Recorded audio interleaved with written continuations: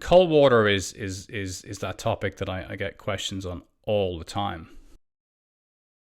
It's interesting because cold water has the same capacity to move our nervous system from the sympathetic state, which is the fight, flight, and freeze, to the parasympathetic state, which is the rest and recover.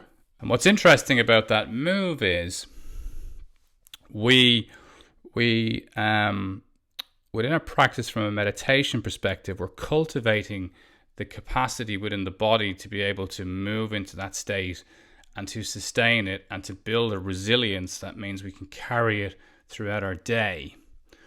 Cold water is like boom.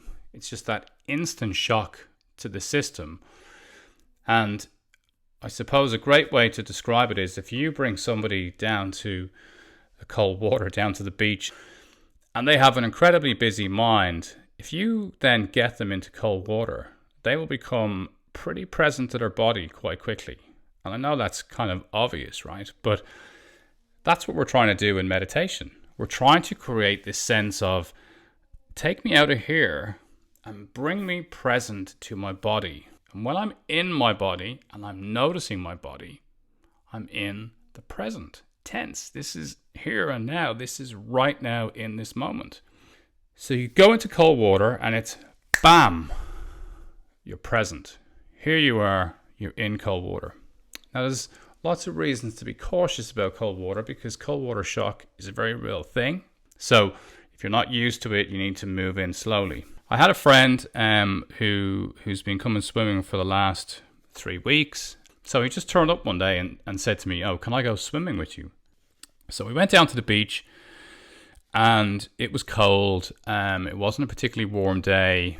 It was 6 a.m. in the morning. I said to him, "Okay, what I want you to do is come into the water.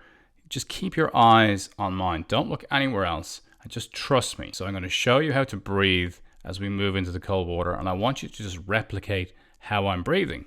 And I explained to him that when he gets into that cold water, his body is going to be sending all of the signals to his primal brain saying, "You're going to die now. You must get out of here quickly."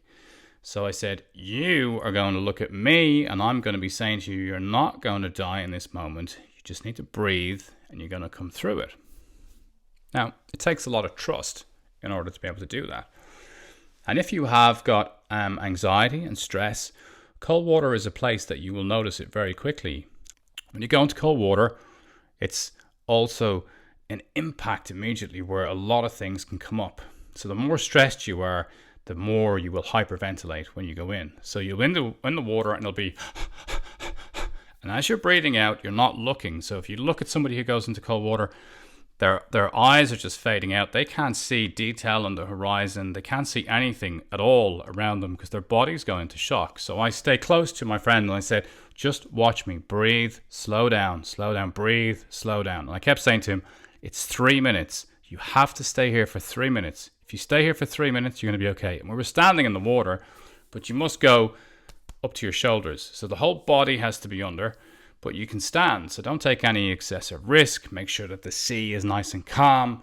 And anyway, before you even try this, you should try this in the shower for a while. Anyway, I said to him, "Stay for 3 minutes. Keep breathing, keep breathing, keep breathing." And I could actually see his eyes and his face changing. Kind of 2.5 minutes in, I could see that his eyes had gone from to okay.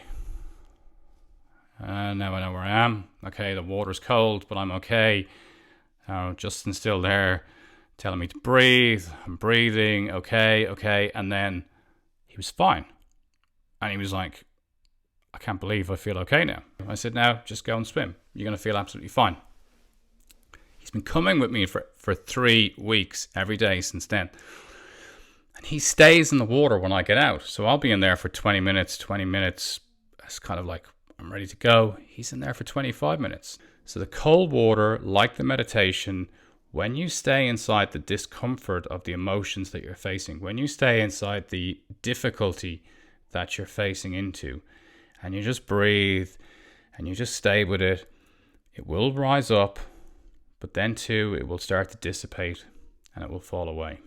The studies that we have now into cold water and the benefits from an autonomic nervous perspective and a mental health perspective is that after 4 minutes, it can trigger the vagus nerve. But the vagus nerve is the principal switch that turns on the fight, flight, or rest and recover structure within the body. So it has a lot of benefits, and we used to think this was incredibly cruel, but in mental hospitals throughout the world 100 years ago, all patients with what they were classified at the time as delirium were taken into baths, and they were hosed down with cold water, and they realized that made them feel better. They subsequently decided that was too cruel to do, which, given the way that they were hosing them down, it certainly was.